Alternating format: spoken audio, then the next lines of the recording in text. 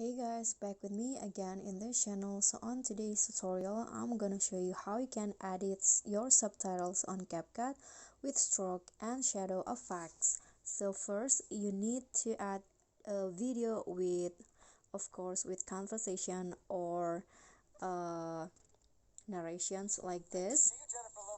And just go to text and you can just click on the auto captions and click on start.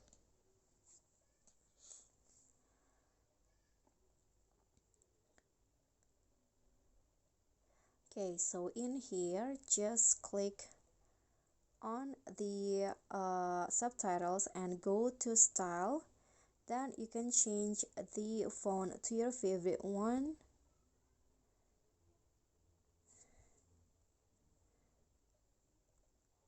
Okay, for example, in here I'm going to choose Helvetica, and then after that go to style again, change the text size into around 15 like this, and go to